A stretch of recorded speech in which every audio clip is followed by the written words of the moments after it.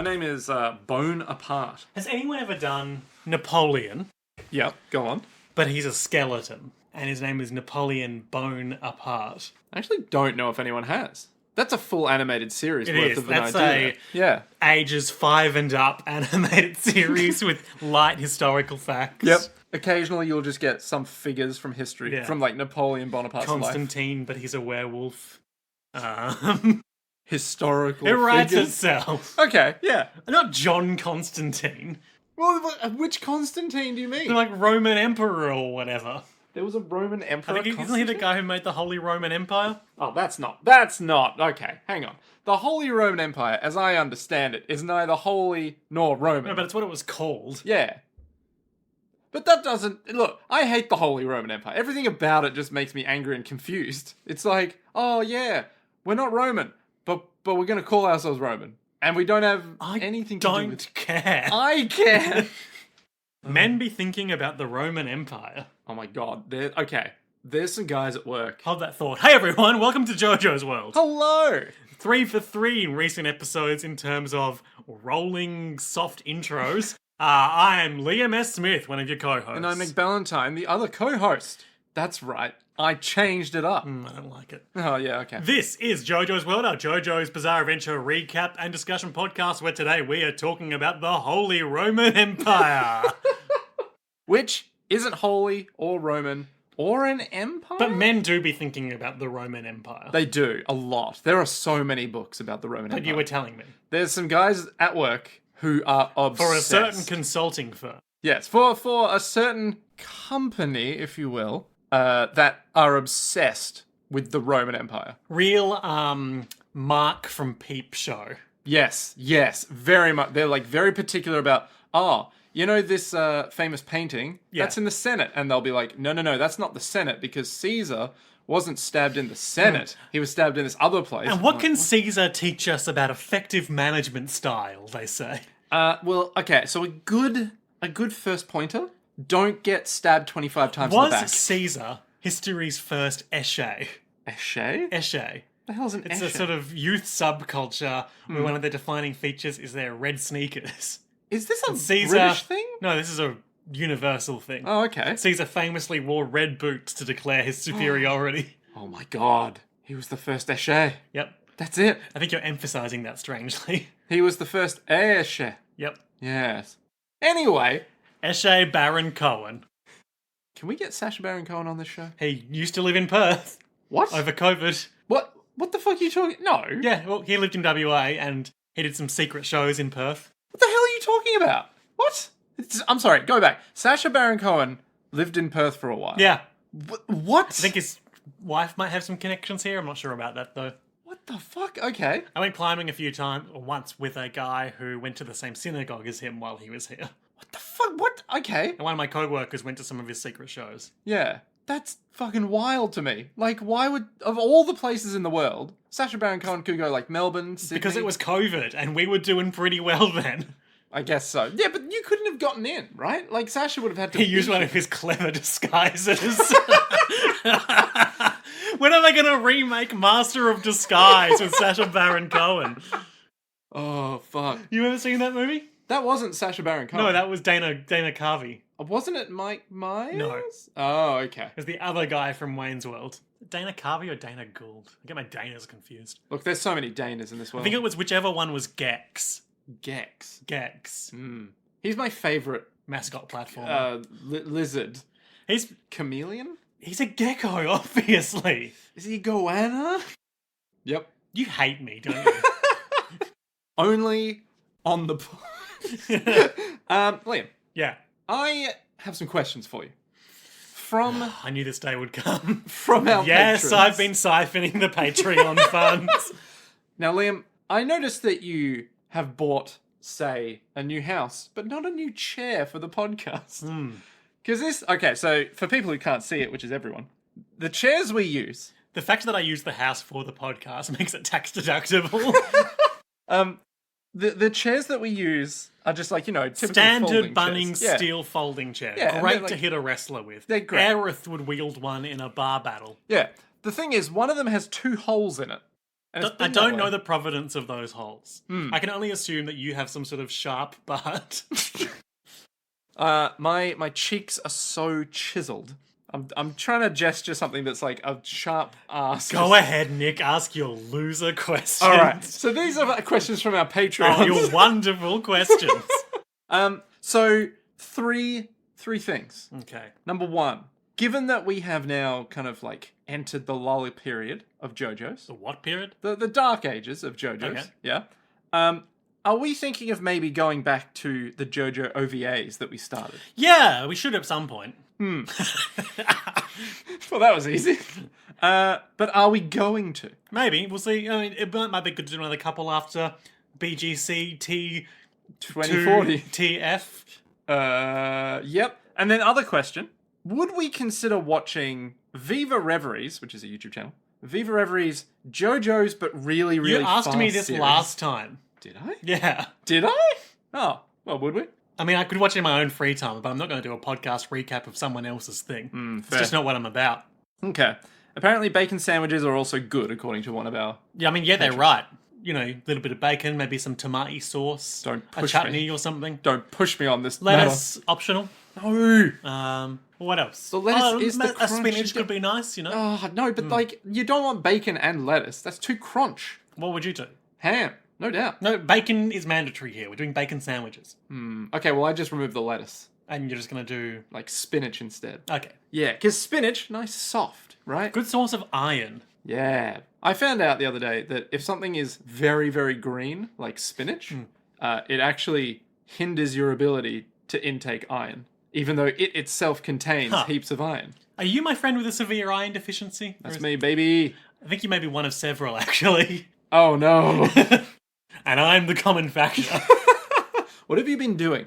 Even this morning, we were saying you're siphoning my life force. We were. It's true. I'm a sort of psychic, but also literal vampire. You're sort of like a lich that isn't really self-aware enough to be a lich. That made perfect sense in my head. None to me. Moving on. Oh, okay.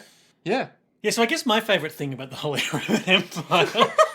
Why? Okay, Did why you have is any, it? any more questions for me? Why is it called the Holy Roman Empire? Because Constantine was like, too many demons own my soul, Gov. Oh, so it had to be holy, had to be Roman, and he was the Empire man. The Emperor. That's the one. Empireman. The Empireman. Nick, Yeah. I want to share with you some words of wisdom from Yeah. the man, Yeah. the myth, Yeah. the legend, Yeah. Hirohiko Araki. Oh, my favourite. Now, it seems like I've failed in my quest to procure more information about his favourite movies in the top 20 suspense movies of all time, because I was unable to find any commentary on Taken, starring Liam Neeson. Liam, I'm disgusted that you have failed me so. What I found instead was via a Reddit post on r/Stardust Crusaders from 3 years ago, published in the lead up to the start of JoJo's Bizarre Adventure Part 9, the JoJo Lands. Hirohiko Araki talking about his current music tastes. My disappointment has been swiftly replaced I've with assuaged excitement. you. Yeah. So, the prompt leading into... There's an exchange here between Araki and an interviewer. Okay. And the prompt leading in is, in addition to Prince, there are many other artists' works scattered throughout JoJo, such as Queen, the Rolling Stones, and the Beatles. Are there any artists that you currently love listening to? Araki.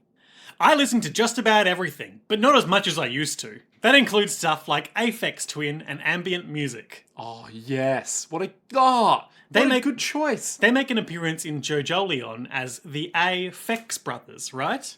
I may not reference them as in stand names very often, but I do enjoy that type of music. I listen to Pharrell Williams' group as well. You mean Nerd? Yes. Bruno Mars and Mark Ronson's Uptown Funk is similar to Prince too. It has a weird 80s beat and it reminds me of Prince in that it's not together all the time and has irregularity to it. There was a great thing that they did on Tom Walker and Demi Lardner's podcast, BigSoftTitty.png, a little while ago. Yep. A couple of years ago now, where they just went on to... It was some Reddit. It might have been the Uptown Funk Reddit. Yeah. All these people writing these barely coherent jokes where the punchline was someone in some scenario saying, "Don't believe me, just watch." I highly recommend checking that out because I'm not going to steal their bit, but just like all these people saying like, You know, Mum, did you unpack the dishwasher? Me. Don't believe me, just watch. Like, it's nothing. It's just like a whole lot of, yeah, you could just end any sentence with that. Yeah. And it would still maybe make sense. But that's what an AI could do as well. Couldn't do it as well as me. Okay. Billie Eilish's second album, Happier Than Ever, came out the other day. Have you listened to it, Araki? Not yet. I listened to her previous albums, though. She also has some Prince-like vibes. Fucking God. She's kind of the leading star of today's youth. Uh-huh. She is. But I also feel like music these days has a mentally unwell aspect to some extent. Most of it comes from a place of pain, which is used to create sounds that strike a nerve in the listener. That's essentially what youth are like nowadays, right? What? Wait, is that it? That's it. That's the end. What the fuck? You know how music these days has a sort of mentally unwell aspect to it? It all comes from a place of pain. Just like our podcast. Very Prince-like. Oh, Araki. Heroic Araki, you crazy diamond. Sometimes I wonder if he understands what reality is. Like, does he exist in the It same... all leads back to Prince. Does it all exist in the same plane as us? Like, are we in the same universe that Araki's in right now? You know? Or does he just come up with this and just goes, oh yeah, I'm just me. It's just me over here in this one universe where no one else is in it. You know what I mean? No. Okay. That's what I'm getting at. Oh, Nick. Today we're talking about the 23rd episode of Bubblegum Crisis, Tokyo 2040, entitled Hydra. Hydra. Now, Hydra is, of course, named after an album, an apparently very unliked album, disliked album by Toto. You know Toto. The pop band formed in 1977 in Los Angeles, California, combining elements of pop, rock, soul, funk, hard rock, R&B, blues, and jazz. You seem to know a lot about... Yeah. Hey, wait a minute. I'm reciting this from memory. They wrote Africa. They did. That's I would say, the song people know them for. The singular song. Their members include, members and past members, Steve Lukather, Nice. Joseph Williams, David Paich, What? Page. Greg Fillengames, David Hungate, Nice. Bobby Kimball, Jeff Picaro, Steve Picaro, Mike Picaro, I'm seeing a trend. Fergie Fredrickson, Jean-Michel Byron, Ooh. Simon Phillips, and Keith Carlock. Keith Carlock? Yeah, I'm sorry.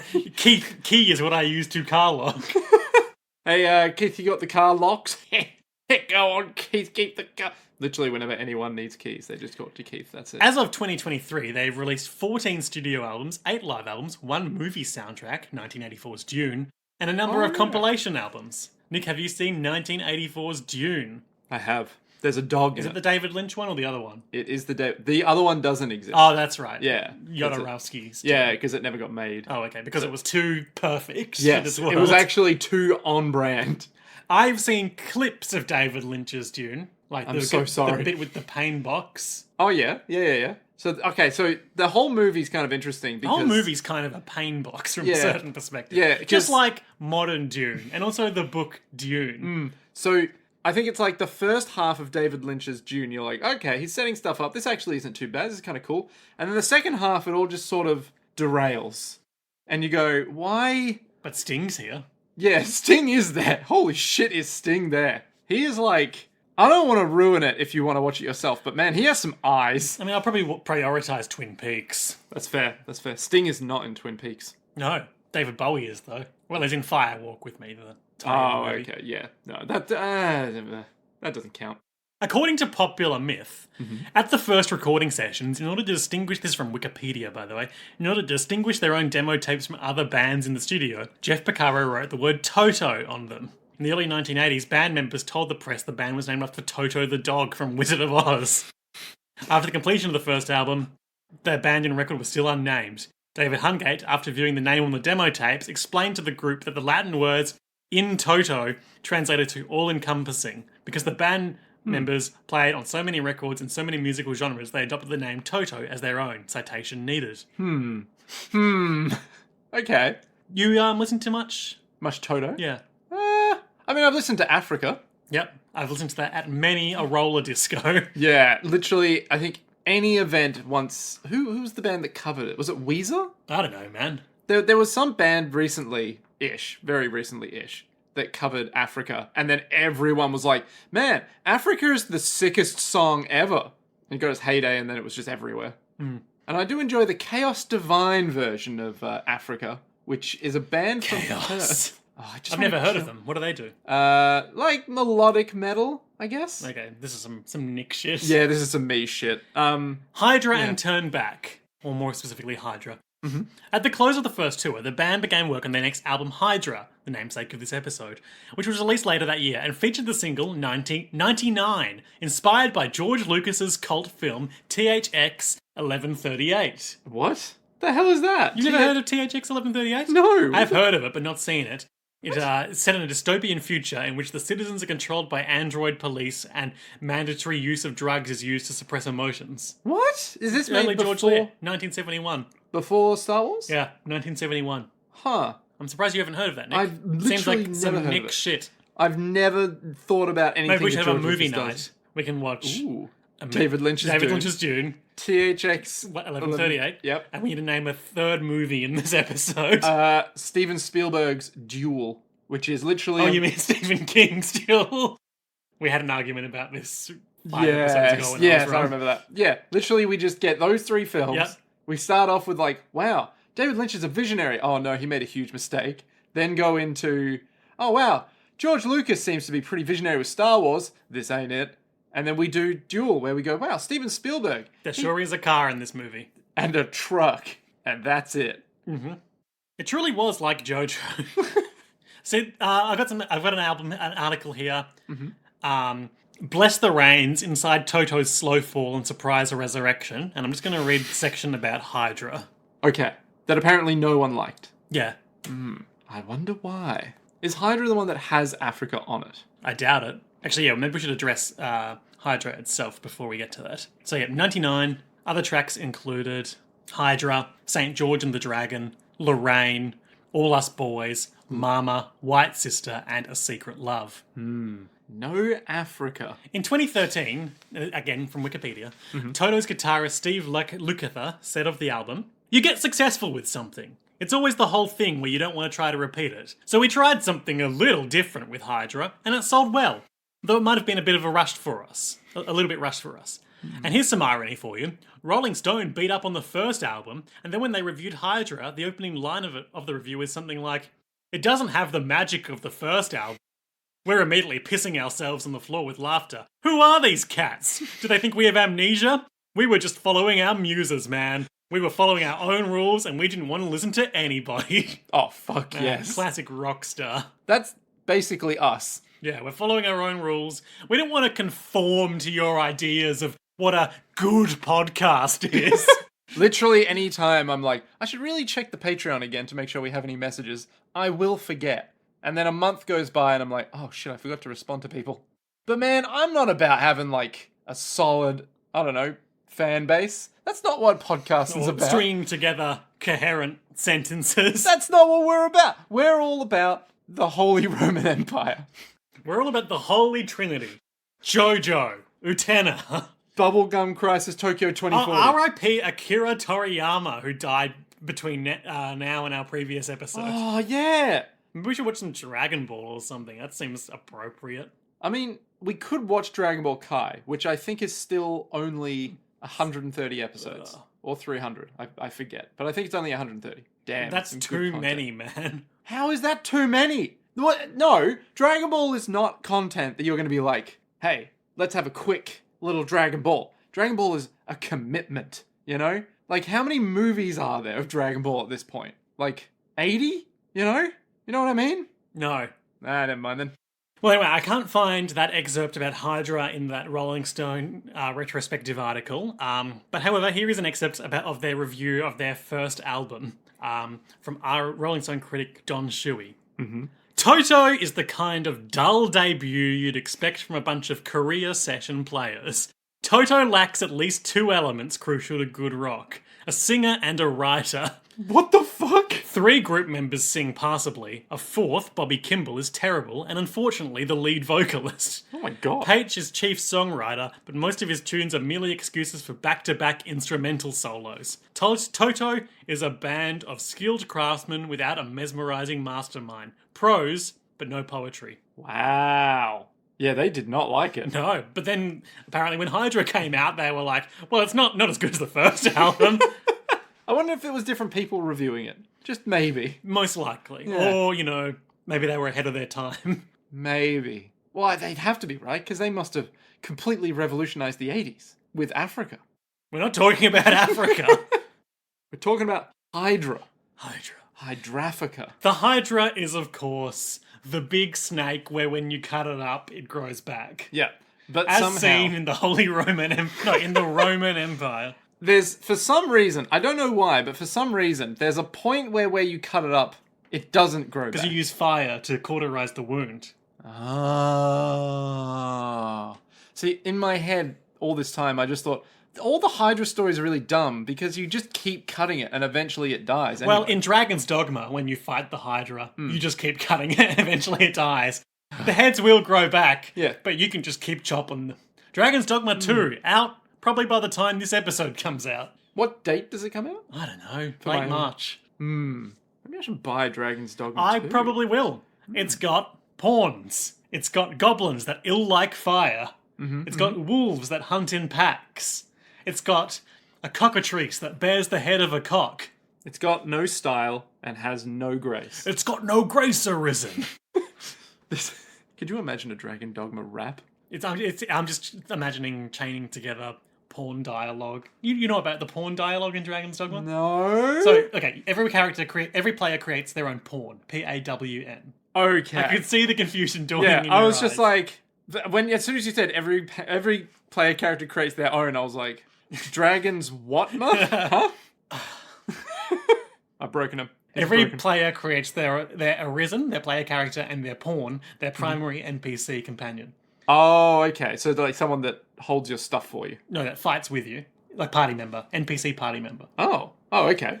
And then you can also recruit up to 2 other pawns, either from pre-generated ones roaming the Earth, or more commonly going into the Rift and recruiting pawns other players have created. And they bring with them the skills and equipment they've been equipped with, but also the knowledge of the monsters and quests they've encountered. So if another player's pawn has done the quest, they can say, go up here and find some treasure, or whatever. But the point being, you've got these 3 other players, characters in your party. Yeah. Who are just constantly talking about things that they've Recently learnt done about the world. Yeah. And what that amounts to is like, wolves hunt in packs. It hates fire. Just the same lines over and over I again see. for the whole game. Yeah. Watch out when the serpent strikes. I don't think that's a real one. And then also when you're just not doing anything, when you're just traveling, like they'll see that you're on a road and they'll say, all roads lead to Grand Soren, the one city. Yeah. And it's like no matter what the road is, Yeah. every single time. They're just constantly talking. It's great.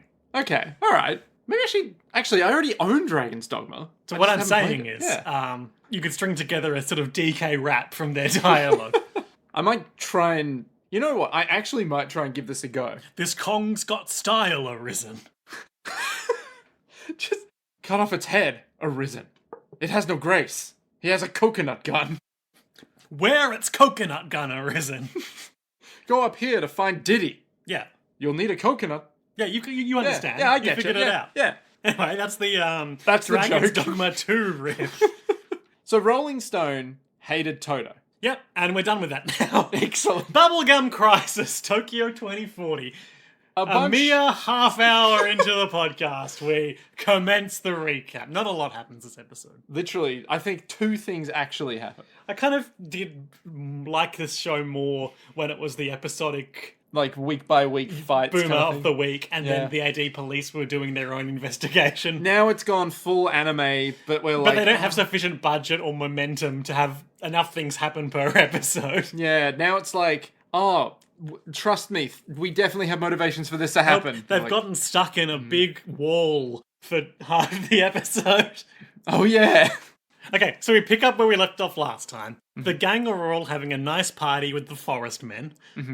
The nymphs of the forest Yep. have been like, yes, we're male. Lina is getting very drunk, but it doesn't go anywhere. And Nene has sneaked off to find Maki in the computer van, succumbing to internet madness. He's basically gone on Twitter and been like, It's too late, mother. I've seen everything.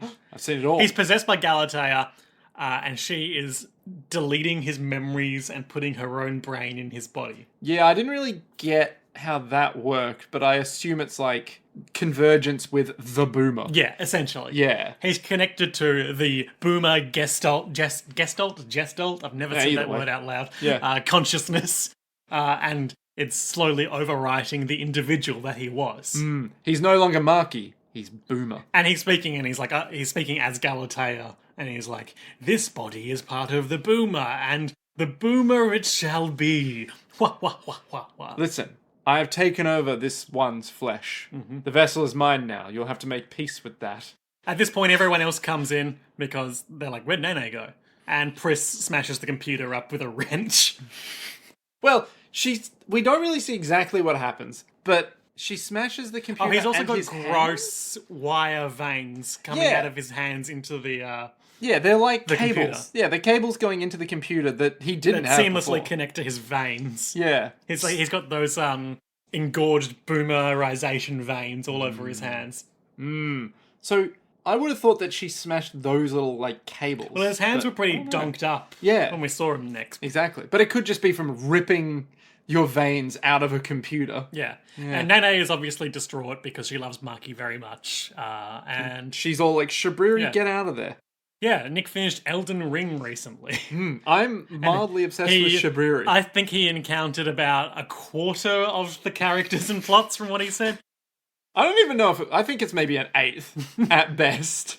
Because I basically went, Nothing wrong with a blind playthrough. yeah, I literally was like, oh, let's just follow the grace. Which I didn't realize the grace only points to the nearest boss fight, not takes you down the path of like the story. You should have done what I did and played. I played before they patched in NPC location map markers. So Oh, that would have been a nightmare. every time I spoke to someone, I got out my little Like a notepad? handwritten notebook. Yep. And it's like, okay, I'm speaking to Blade, the Wolfman. He's doing this, and he says he's going here next. See, I was thinking of doing that, but then I thought, you know what, I'll do that in my like second playthrough. It'll be fine. You're not going to do a second playthrough. The game's too big. I mean, I might do a second playthrough. That DLC's coming. Yeah, it only took 80 hours. I got 80 hours on hand. I really wish I did New Game Plus before the DLC came out. Nah, I think New Game Plus with it would be a bit like, yeah. Because it's so open world, and then when you lose all the exploration, you just be like, well, it's the same but harder. Yeah, this is what I'm saying. But I can't do like a different build. yeah, you know? you can. What do You you can mean? rebuild yourself. Oh, with what's it, Renala or Yeah. whatever it is. Yeah, but I just start again. This is what I'm saying, Nick. We're saying the same thing. No, aren't you saying New Game Plus? I'm saying I did it, and I wish I didn't. Oh, okay. Yeah, fair. Wish I kept my old game so I could just go do the DLC. Yeah. Which is unlocked, I believe, is accessed via a boss I'm not sure you ever encountered. How many fucking bosses are in this goddamn game? But anyway, Did you go to the Blood Citadel? is that the one where Vare, the white mask guy, is? He is there a bit. He's in like a church, like a rose church or something? Yeah, but that's not the spot what I'm talking about. Then no. It's underground. I found the Death Lady, but not a Blood Citadel. Okay, yeah, you didn't do this. How much content? Every time I talk about Elden Ring, I am flabbergasted at how much content is in that fucking game.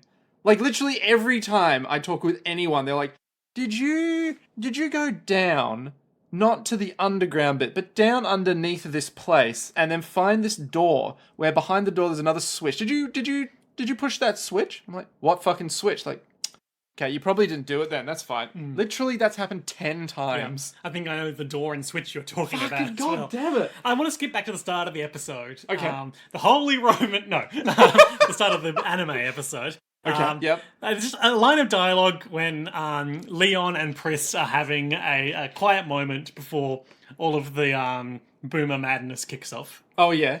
And By the fire. they're talking about the geopolitics of their whole situation. Oh, yeah. And Leon says, "The International Organization Army will arrive here soon. They won't hesitate to disintegrate the city of Tokyo. There's no one there anymore. They're going to disintegrate Tokyo. Well, you got it. It's all veiny now. Yeah. Yeah. It's more boomer than man." So fucking dumb. It's like disintegrate. It's such an odd word to use there. Well, I probably think they were trying to get around saying they're gonna nuke it. Yeah, Because there's sensitivities about exactly. that on But, account of all the shit that's the happened. nukes. Yeah, So the boys, by which I mean Leon, Nigel. Maceo, Nigel, Yep. Marky? catatonic Marky, Yep. and I assume most of the men from the woods. The nymphs. Yep, if you insist. They're basically going to leave Tokyo. They're going through the International Organization's Army's evacuation checkpoint. Mm-hmm. And that's kind of it. Yeah, that's kind of a wrap on Leon, I assume. Yeah. So I think the only other thing that really happens is Leon makes his move. Yeah, so he and Pris are hanging out. They're having the most intimate scene they've had so far, which is to say they're both leaning against a truck, looking forwards and talking to each other. They're both like, yeah, we get it. She's like, I'm gonna go fight and kill some boomers. And he's like, I'm so afraid for when you start fighting. Meanwhile, on the other side of the truck, the other girls are talking about, Celia is saying, this isn't the Nightsaber business I hired you for. Mm-hmm. You guys don't have to come with me, but I'm gonna go fight and kill Galatea. I also can't afford to pay you. Yep, because this is kind of a post-apocalyptic situation now. Yep. So it's an apocalyptic situation. But yeah, I guess so, yeah. It's a mid-apocalypse. It's a mid-apocalypse. It's fine. But they're, Nene's resolute, I need to do this for Marky. And Lina's like, yeah, and I was just an office lady. And now I'm somehow I was the first character introduced in this show, and I'm somehow the least developed of the Nightsabers now. What do you mean? She's the most developed of the Nightsabers. She is an office lady who wanted... Yeah, she's finished her arc. Yeah. She became a Nightsaber. Oh, I see what you're saying. It's like, oh, but what do you fight for? Was that like, innocent country girl who moved to the city to become an office lady with dreams of becoming a vigilante, and she did it. Yep. And that's that. Yep. Anyway. Meanwhile, everyone else has had ample relationship developments and a reason to be like hidden backstories. Yeah.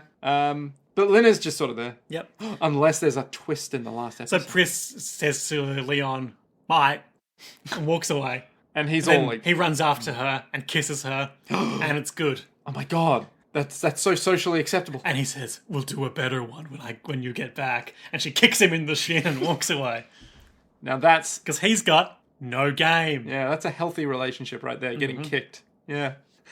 So they stood up off screen. And they're all staring at the big Ganem Tower. And they're like, we're going to go over there and kill a little girl robot.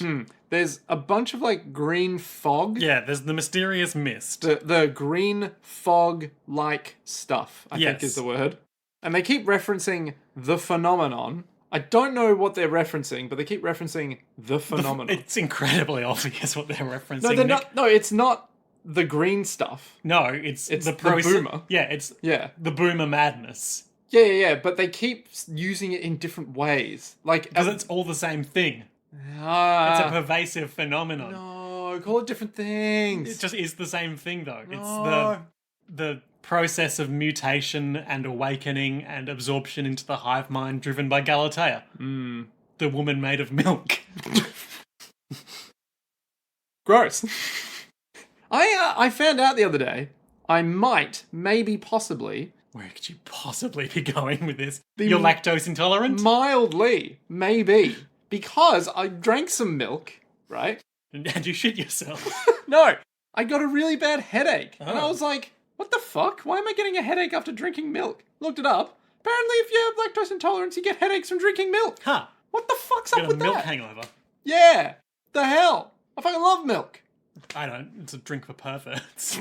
You never see a villain drinking milk and going, yes, I think I'll donate to charity. I would rather die than drink a big warm glass of milk. Why are you drinking warm milk? I don't know. Is that how you do it? No. I would rather die than drink a cool, frosty glass of milk. You sick motherfucker. Put the revolver in my mouth and pull the trigger. Take the milk and drown you in it? No, that's gross as well. Because you refuse to drink it, so...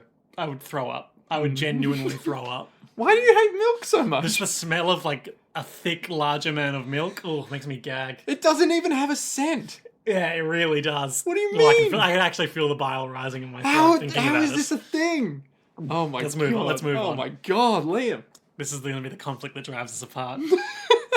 Me waking up one day and I'm like, I might have some Wheat Bix. It's like, oh, cool. What are you going to have on it? Cereal's fine. Okay, let me get this right. You'll have milk with As a something. kind of sauce, it's fine. As a sauce, milk is fine. That's what it is. As a condiment. So is that what it is in a cereal and a milk relationship? Is milk the sauce, or what would you call it? I'm just, okay, so like if I'm at a restaurant and they put something and then like you know how You get a granola and it comes with a picture of milk on the side. No. Like you know how at a restaurant you get like the sauce on the bottom of the plate. Oh, sure. But it's thick, right? It's thick sauce. So when they put the steak on top of it, it like squeezes away. Milk doesn't really do that. If you have Wheat Bix and milk, the milk just gets absorbed by the Wheat Bix or the granola sometimes. It's more like a soup. Like a soup base. Yeah, cereal is a soup, isn't it? Yeah. No, like hang on, like a because soup I base. think I heard a definition of a stew was that it involved milk. So therefore cereal must be a stew. What? Oh my god. Okay. Hang on. Fact check. Here we go. This is more important than understanding the This is weird more important than phenomena. having a coherent podcast. This is what we live Difference between soup and stew. for. Do you prefer bacon in your soup? Or Stews no are generally thicker than soups, being made of larger solid chunks of ingredients. Okay. I mean, yeah, that's cereal. Yeah, that Large is solid cereal. chunks. Right, but then where does milk fit into this equation? It's a stew base. It's a stew. Stews don't really necessarily need to be liquid. They can still be pretty solid. Maybe I'm just thinking of the difference between soup and stew in RuneScape. This whole time, have you when you cook, Liam, right? Which obviously you cook sometimes. All the time. I love to cook. Do you think of recipes in terms of RuneScape recipes? Yeah, I think of get bowl, get flour, Yep. get milk, Yep. get egg, Yep. use. And there you go. And That's then a I cake. kind of black out for 15 minutes to 2 hours. But you wake up being like, wow, this bar above my head just incremented. Yeah, I Rad. leveled up my cooking. Quora. Why do white people add milk to soups and stews? Response from Sarah Power. Because creamy is delicious. Also because white people are the least likely to be lactose intolerant of people around the world. Conversely, there is very little dairy in Asian food and most Asian adults cannot process dairy effectively. What? This is insane to me. Not a reliable source here. Yeah, on Quora, Quora, the website of... the top Google response. Because creamy is delicious. We can all agree. Creamy is delicious. What are we talking about? So they're going up against this big wall. That's right. So they're jetting over to the Ganem Tower Island. Yeah. And then the fog thickens and forms a nanomachine wall In the sense it's like a wall made out of nanomachines Yeah. that electrocutes them if they get too close. and sucks them in. Like all the fucking boomer stuff. Just Yeah. at this point on, all the from basically when they fought that big power cable, it all just sucks them in from this point on, right? yeah, basically. It's no longer It's so much about- easier to animate than things getting hit. Just being immobilized and sucked in. Yeah, it's no longer like, oh, we're gonna hit them. It's just Remember when Pris fought that crazy waitress with just a lead pipe? That was cool, Bubblegum Crisis. Do you remember when society existed? Do you remember when that one boomer just wanted to go really fast on the highway? He just wants to go fast. Too fast. He's breaking the road rules. Destroy him with extreme prejudice. Oh my god. Good times. Um, Do you remember when that one boomer was possessed by the ghost of that woman's dead husband? And Yes. That was an arc. that ruled. Like, how does that... That was like the most memorable episode of the whole show to me. Especially the bit where the guy on the video conference call zooms in on his wife's Oh, watch yeah. to see the incredibly high definition reflection of a nude man in the room. Just like... This show can be awesome. But it's like, this episode is like, great, there's a wall. How do we get past the wall? Marky shoots a psychic data laser at it, destroying himself in the process. And Nene's like, Marky, I'll never... Actually, We're skipping over it, but they do just spend like 10 minutes, like literally butting their head against a wall. Yeah. I do love, though, that Nene's like, Marky, don't do this. And Marky's like, don't worry. Galatea will be confused for like a second, and then you'll be able to get in. I may be gone. So yeah, but the I'll whole always thing be is with you." Marky wakes up in the van and goes over to the computer. Yep. And Marky, kind of as a complete individual, has ceased to be by this point. Galatea has erased enough of his memories that he can't remember Nene's face. but he remembers someone named Nene was very important to him. Oh. So he's using the context around those memories to be like, I have to help her. I'm going to shoot a human identity data laser at Galatea to disorient her long enough for them to destroy this wall. Yep. Using the psychic robot connection that we all have. Yeah. Upon doing that, The truck explodes. yeah, Nene's like, I'm so sorry that you had to be part of this, Marky. And then immediately after, Nene is like crying, super emotional. Yeah. We get the mid-show like ad break sting. Yeah. Just such a whiplash. Just like absolutely taking me out of it, being like, oh god, what? You could tell Maki was doing good psychic robot hacking because he was using fingertip lasers instead of vein tentacles. Why does he just have these things He's now? a robot! But like no other robots have this. Anyway. So he experiences ego death, and they pick up his body from the exploded truck, Nigel and Maceo do, and like his eyes are awake, but his head like moves jerkily, and there's no identity in those eyes. Like a boomer. Yeah. Truly, it makes you think about the nature. I mean, it's a little of sad. humanity. Celia doesn't seem affected by it that much. I mean, none of them seem that affected. Nene after. does. Well, Nene got it out. She's Yeah. all right. They know they're on a mission. Yeah, but they bust through that wall. Yeah. And then they're inside. They're inside the big tower, which is a Superconductive field where gravity is eliminated. yeah. What the fuck? It's like they could have used any like random tech jargon. They could have just said like electromagnetism means there's yeah, like our suits work Yeah. because but it's like no, it's just a superconductive field. And you're like, what the fuck does that even mean? The fuck does that even mean? so they can just fly around in this space. Yeah. But everything can fly in this space. Yeah. It's very weird. And we finally get out with figure out. Well, I mean, we get some insight into what the details are of those jellyfish that Galatea is communing with when she does her machine language stuff. She's in there. She's gone full evil sorceress mode. Cilia, she's basically Cilia's age now. I think she calls them the anti-seed at one No, point. you're getting things confused. She was created from the anti-seed withdrawn from Cilia's brain. Oh, okay. Never mind. But she now exists as Galatea. God. Yeah.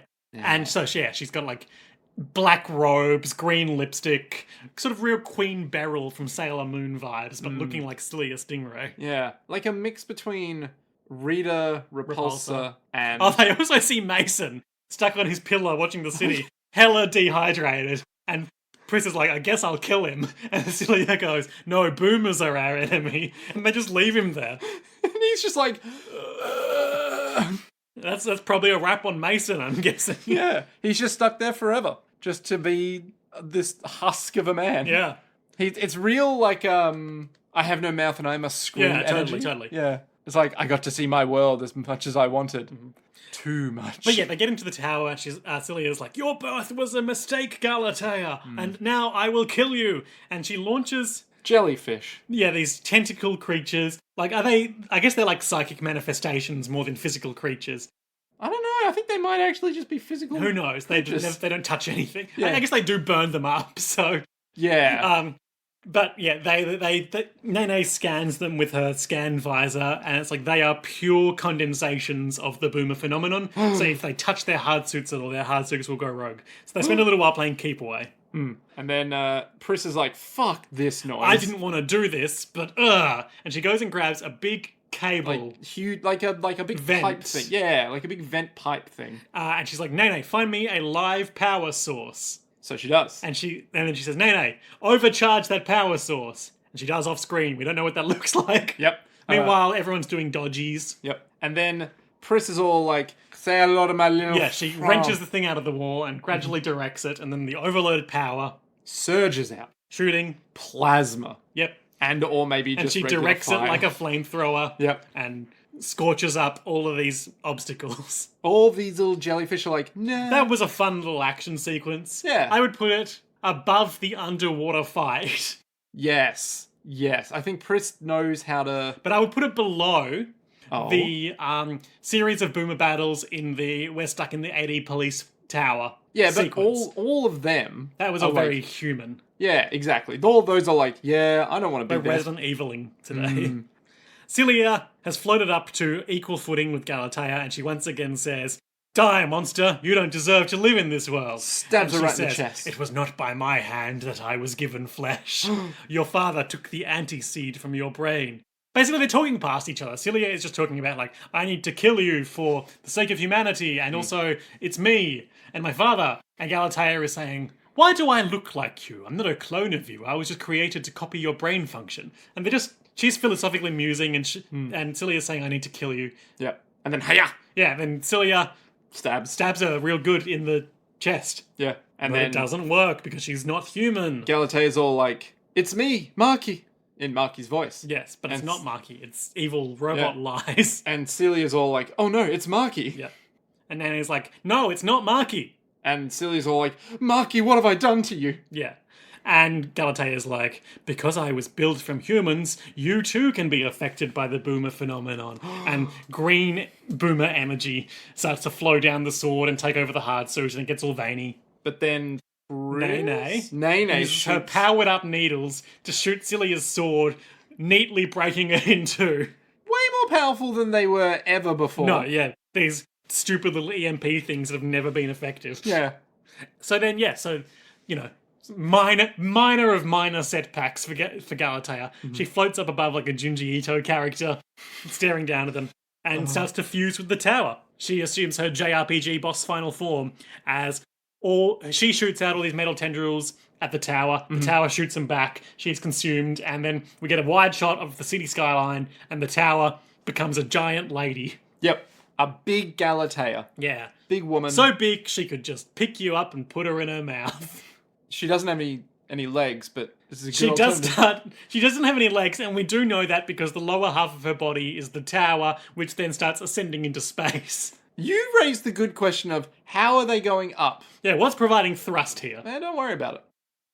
Nah, it's a hyper-conducive chamber. Yeah, look, it's Gravity's eliminated. Yeah, gravity's Right? eliminated here. Yeah. It's Father Pucci. It's Father Pucci. If I go fast enough. No, not that Father Pucci. Immediately before that, when he was doing his gravity shit. He's doing his gravity shit. Wait, which gravity shit? Oh my god, Nick, you have a terrible memory. I know, I keep telling you He gets this. into like this steel frame and is like, because the way I angle determines where gravity goes, I can use this steel cube to fly away. Yes, now I remember. And he's like walking on the Yeah. And then he gets into the space shuttle, and the space shuttle starts lifting into the air. that's right. Yeah, it's that. Yeah, it's that. It's just that. And she's like, I will go to space and become a god like Father Pucci did. So she starts liftoff, and that's it. That's the end of the app. Yeah. Cool design on the big tower, though. Like it. It exudes Statue of Liberty mixed with Majora's Mask. Well, I'm energy. thinking, every JRPG floating city in sort of the base of it. Yeah, how it's always It got comes like... to like a single point, Yeah. which could turn into a big pair of ladies' legs. We briefly saw a snatch of the next episode on sequence before we press pause, which included the phrase, "The immoral goddess spreads her wings wide." Now that's a thing that, you'd say about the last boss of Drakengard or something, right? Yeah. Like some fucking JRPG shit that's like the great immoral goddess. Speaking of Drakengard, Go on. So Drakengard by Yoko Taro. Yes. Some real stupid bullshit happened on the internet in the past week or so. So a lot of the time when people on Something Awful forums and adjacent communities were talking about Drakengard, famously terrible to play, Yep. they would say, oh, don't play it. Just read the poster, The Dark Id's Let's Play of it. Screenshot Let's Play. Okay. And so this guy's been doing Let's Plays for the past 10 years at least, 15 maybe. He's sort of in the original cohort of the first Let's Players, along with Slow Beef and people like that. Okay. And turns out he's just a compulsive liar who's made up his whole life to an audience of credulous rubes, which came out when he recently said, I've got days to live from cancer. Right. And then, Slow Beef, the man who originated the Let's Play, posted this audio note on Twitter being like, yeah, so I've known him for a long time. I'm pretty sure he's not dying because he previously lied about having a daughter who died from cancer. And it turns out people looked into the sort of stuff he talked about his life in his Discord and places like that. And people knew that, it just came up contextually in, his Let's Play threads. That, he used to be ex-military, which, believable enough. Okay. If you said you were ex-military, probably good Some chance. people are ex-military. Exactly, yeah. But he's been spinning this elaborate fiction about he has this high-class operator who met his wife because she was from a rival agency and they were hired to kill the same man. And Okay. in a firefight, he realized she was paid less than him, so offered him an extra share of the money. And then they got married. What? And it's like been doing like watching Notre Dame burn from a Paris rooftop, but shooting a hippo with a shotgun, but just like crazy bullshit adventures that are obviously fake at the. Yeah, all of them sound like movies that have already been made. Yeah. And it just turns out he's been just like telling these stories. But why? The going theory is he's a compulsive liar. Okay. We knew a compulsive liar once. Did we? Yeah. Who? We'll talk more about it off air. Oh, okay. All right.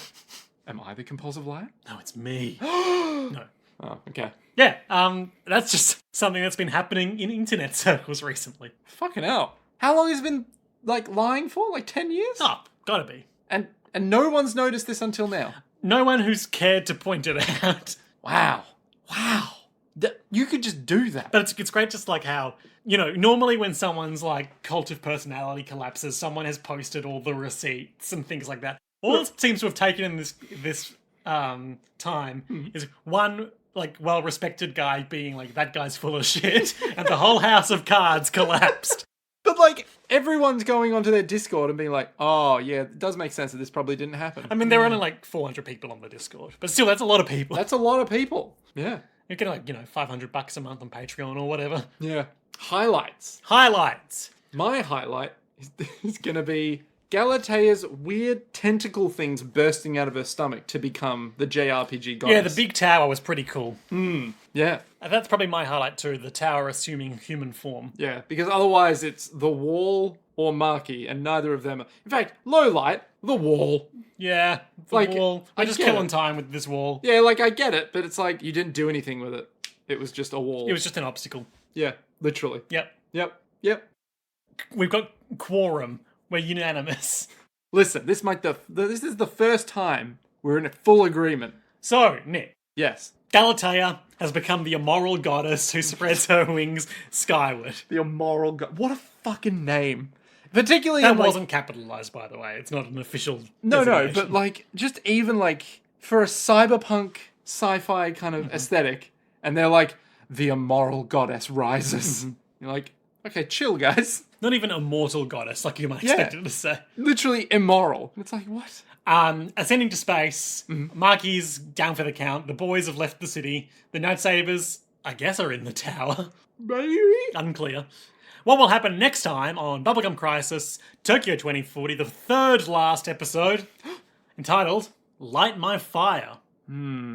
Prodigy song. Yeah, maybe. I think. It says the door's here, but shit. go on. I want to say... Oh, wait, no, it's Boom Boom Satellites. Never mind.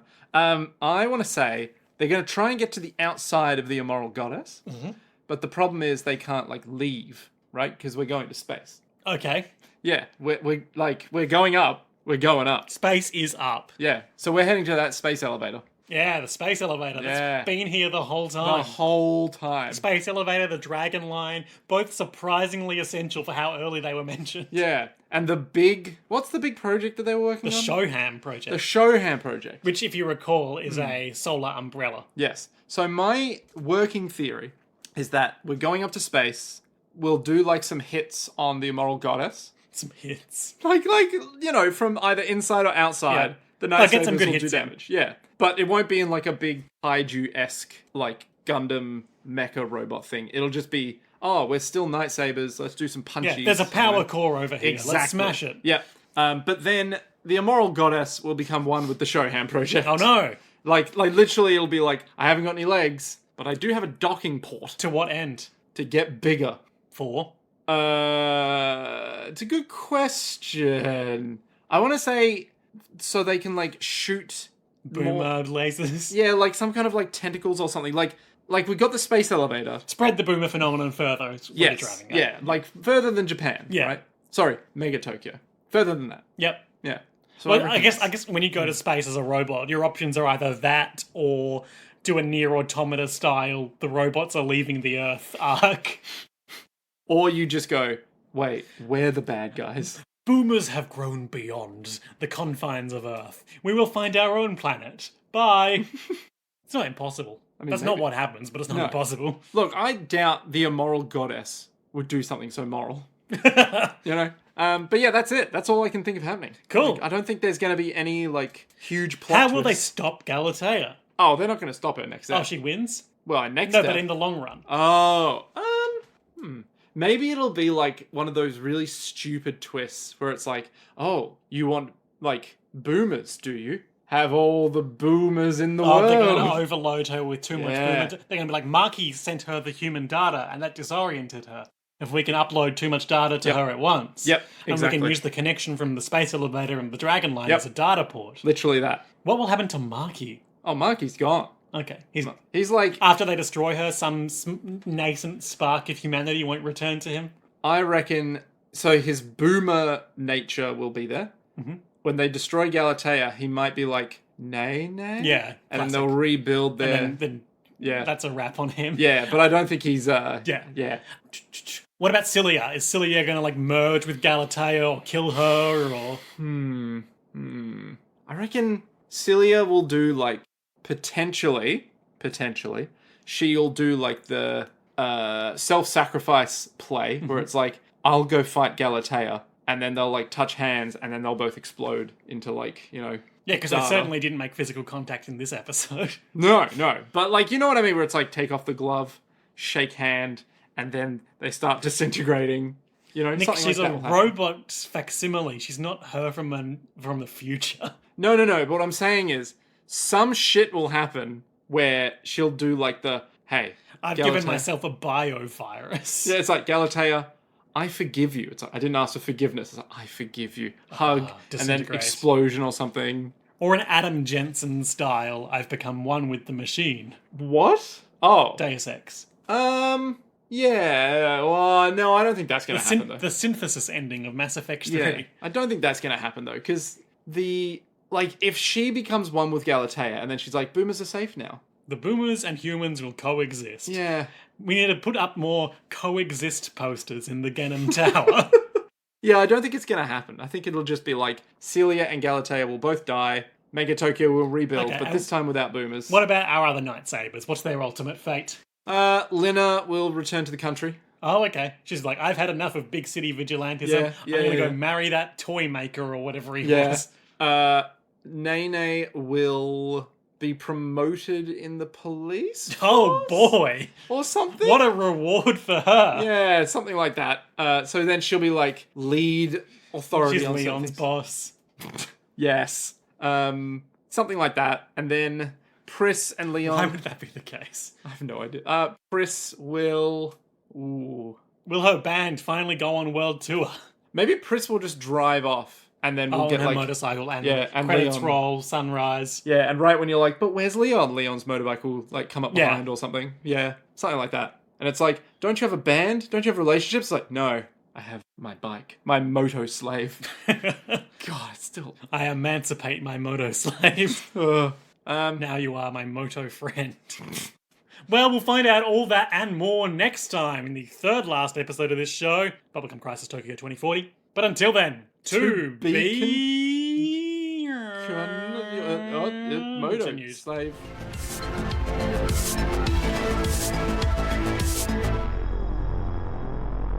やれやれだぜ